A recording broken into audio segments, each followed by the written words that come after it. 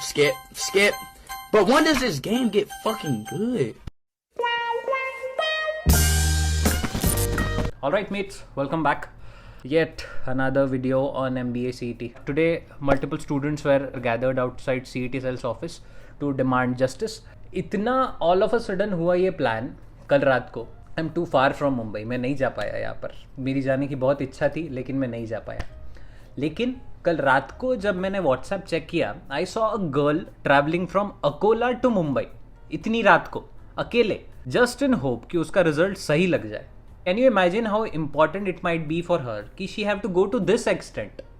अब ये मैं बस एक लड़की की बात कर रहा हूँ जिसके बारे में मुझे पता है, लेकिन सोचो न जाने कितने ऐसे स्टूडेंट्स होंगे who are going through the same situation and suffering just because of this exam. एक एग्जाम थी जिसपे सारे होप्स टिके हुए थे एंड एंड मोमेंट पे आकर दे फक्ड अप. वैसे तो एंड मोमेंट पे नहीं, स्टार्टिंग से ही कर रहे हैं वो लोग, लेकिन still. So MBA CET results are out. पता था ये होगा, लेकिन इस लेवल पे होगा ये नहीं पता था. My friend who has scored 98 last year has scored 55. Can you imagine. चलो ये छोड़ो, ये तो फिर भी ठीक स्कोर है. Look at these. What are these? तुम बोलोगे भैया ये तो नंबर सीरीज है. These are percentiles. 1-2 percentile. Seriously इतना कम? How can this be possible? अब 1-2 परसेंटाइल नहीं आ सकता क्या? वेल आ सकता है, बिल्कुल आ सकता है. परसेंटाइल और परसेंटेज में बहुत फर्क है. Last year I was sitting in a net cafe. एक लड़की आई रिजल्ट चेक करने, प्रिंट आउट ऐसे हाथ में देती है एंड कहती है दादा हे सांगा बरं किती आले मला समजत नाही. उसको 10 परसेंटाइल आए थे. उसका रिजल्ट देख के मेरे ऐसे रोंगटे खडे हो गए. मेरी हिम्मत ही नहीं हुई उसको बताने की. आय सेड मला वाचता नाही येते, मी 5वीपर्यंत शिकलो आहे तर मला सांगता नहीं येईल, सॉरी. तो चले गई. सो ऐसा नहीं है कि नहीं आ सकते हैं, बट ये परसेंटाइल्स डिजर्विंग कैंडिडेट्स को आए. अब डिजर्विंग कैंडिडेट से मेरा मतलब है who scored 95 and 96 last year. But I don't know क्या सोचकर रिजल्ट लगाते हैं यार. ये कैसे भाई, इतना टाइम लेकर लगाया रिजल्ट, थोड़ा ढंग का लगा देते. इतना ब्लंडर किसी एक एग्जाम में कैसे हो सकता है? मल्टीपल एरर्स भाई साहब. इनफैक्ट बच्चों के पेरेंट्स भी नहीं बिलीव कर रहे. अब कह रहे हैं कि तुम यार खुद ही नहीं पढ़े होगे, मार्क्स नहीं आए तो सिस्टम पे ब्लेम कर रहे हो, कह रहे हो कि मार्क्स काट दिया and something like that.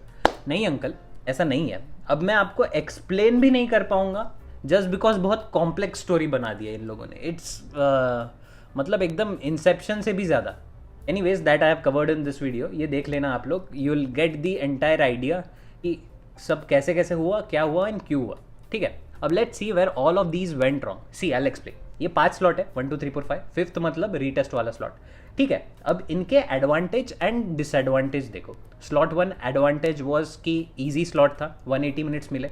Disadvantage इसमें ये था कि कुछ बच्चों को टेक्निकल एरर आए एंड पेपर उनको 180 मिनट्स दिखाकर जल्दी क्लोज हो गया. ठीक है. Slot 2 advantage was average paper. Average paper थोड़ी ना एडवांटेज होता है. इनका डिसएडवांटेज ये था कि पेपर लीक हो गया एंड पेपर डिले भी हुआ.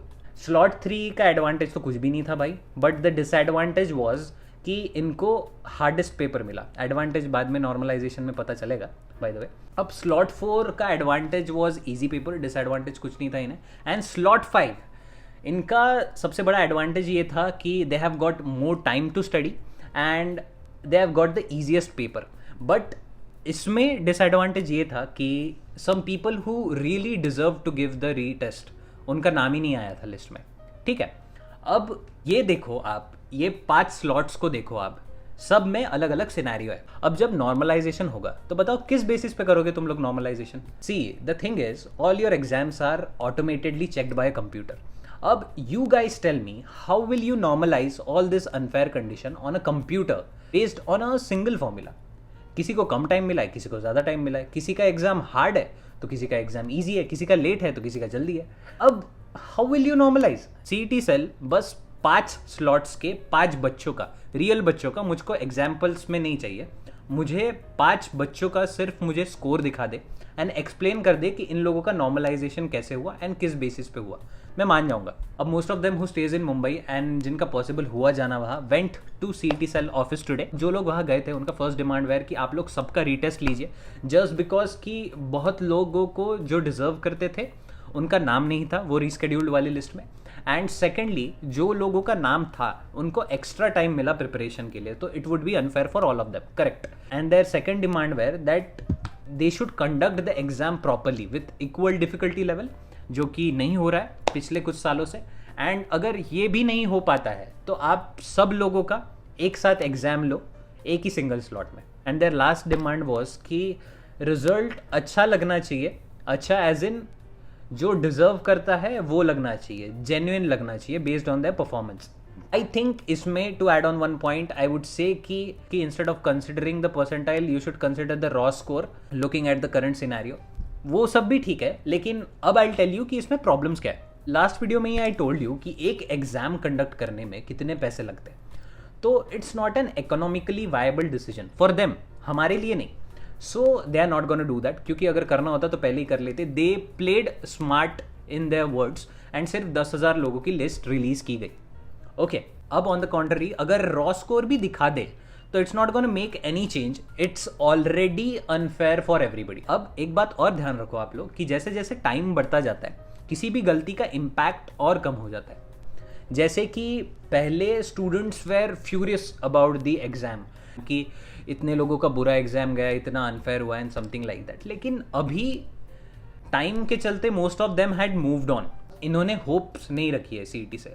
ऑल्सो अब स्टूडेंट्स के ग्रुप्स बढ़ गए. सम पीपल हैव स्कोर्ड 99+, तो they are against all of this कि यार इन्होंने मेहनत नहीं की होगी, हम क्यों रीटेस्ट दे, क्यों फिर से रीचेकिंग हो, क्यों फिर से रीटेस्ट हो. Some people are against the retest as well कि भाई मेरा तो पेपर अच्छा गया था, री इवैल्यूएशन करा लो लेकिन रीटेस्ट मत करवाओ, अब मैं फिर से नहीं पढ़ पाऊंगा. Also some people are against as raw score as well कि भाई मैं तो बस ब्लफ कर रहा था कि 99 आने वाले थे, बट रियल में मेरा स्कोर 80 ही आएगा अगर आप री इवैल्यूएशन करा लोगे तो. एक रेप्यूटेड एग्जाम थी जिस पर इतनी सारी जिंदगियाँ टिकी थी, उसकी वजह से स्टूडेंट्स की ये हालत देखना, it's really disheartening. I will show you some clips. आप देखो कि रियल सिनेरियो में कितनी खराब सिचुएशन है स्टूडेंट्स की. का एग्जामिनेशन जो 25 और 26 मार्च को कंडक्ट हुआ था, एग्जाम में गड़बड़ हुए थे, टेक्निकल ग्लिचेस थे, कॉपिंग के इश्यूज थे, सब था. इसके लिए री एग्जाम दिया गया था 6 मई को. टोटल 5 स्लॉट्स में एग्जाम हुआ था, जिसमें से 4 स्लॉट 25 और 26 मार्च को थे और एक स्लॉट जो रीटेस्ट वाला स्लॉट था वो 6 मई को था. ऐसा करके 5 अलग सेशन थे. अब 3 जून को रिजल्ट आया शाम को 5 बजे. रिजल्ट एकदम रैंडम है, बिल्कुल क्लैरिटी नहीं है. सिर्फ और सिर्फ परसेंटाइल दिया गया है, ना किसी का स्कोर है, ना कुछ है, ना कोई कौन से स्लॉट में था, कुछ भी नहीं है. खाली एक परसेंटाइल दिया गया है 60 डिजिट का, वो भी बहुत सारे लोगों का सेम हो रहा है. अगर वो कैलकुलेटेड परसेंटाइल है तो पॉसिबल नहीं है कि इतने सारे लोगों का सेम हो. रिजल्ट पूरा का पूरा फ्रॉड्यूलेंट है, कोई क्लैरिटी नहीं है. अब इस सिचुएशन में हमारी डिमांड है, सारे स्टूडेंट्स की डिमांड है कि सबका परसेंटाइल एक्सपेक्टेड परसेंटाइल से बहुत बहुत बहुत कम है. इसका बहुत ज़्यादा खराब असर पड़ेगा एमबीए कॉलेजेस के एडमिशन पे. हमारी क्लियर डिमांड है कि हमें सबका रॉ स्कोर चाहिए. रॉ स्कोर मतलब जब टेस्ट दिया था और स्क्रीन पे जो स्कोर कैप्चर हुआ था, हमें वो स्कोर चाहिए. नॉर्मलाइजेशन वाला स्कोर नहीं चाहिए. और वो रॉ स्कोर वेरीफाइड है या नहीं, वो ऑथेंटिक है या नहीं, या मैनिपुलेटेड है, उसके लिए हमें हर स्टूडेंट का रिस्पॉन्स शीट जो हमने टेस्ट सबमिट किया था, जो हमारे आंसर्स मार्क किए थे, वो रिस्पॉन्स शीट चाहिए. और उसके साथ साथ हमें आंसर की भी चाहिए, ये देखने के लिए कि हमें एक्चुअली मार्क्स कितने आ रहे हैं. ये हमारे से मिले और हमारे जो कुछ पॉइंट्स थे वो हमने उनके सामने रखे. अब अकॉर्डिंग टू दिस जेंटलमैन इन्होंने अपनी डिमांड सीटी सेल के आगे रखी, where they asked the raw score which they agreed to display but not completely. It's not finalised it. It's like ठीक है, सोच के बताता हूँ टाइप्स हिसाब है वहाँ पर. ठीक है. Second demand was for the answer की, सो दैट सब लोग चेक कर सके कि उनके कितने करेक्ट आंसर है and something like that. But CET cell के अकॉर्डिंग ऐसा लॉ नहीं है. उसके लिए you have to take permission from the government और from the court. So they are gonna talk with the education minister in Pune and जो भी होगा 5 दिन में you would be having a return explanation of all of this process. And 15 दिन में you will be having 2 options.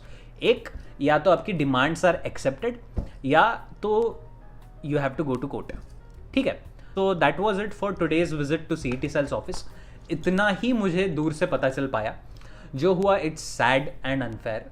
And if you personally ask me, मैंने पहले भी कहा था कि only retest can solve all this. But अब groups बढ़ चुके हैं, no one will agree for this. गाली भी देंगे लोग, लेकिन all of you have to accept that we are in the most unfair conditions where your parents won't believe you, you will be in self-doubt about your scores, and only luck would have got you in the dream college. I have shared you the link in the description where you can join the group. If you feel it's unfair, आप ये group join करिए, यहाँ पे discussion होते रहता है. Anyways, description में link है. Please join the group. I'll keep you posted about every single update about MBA CET. See ya.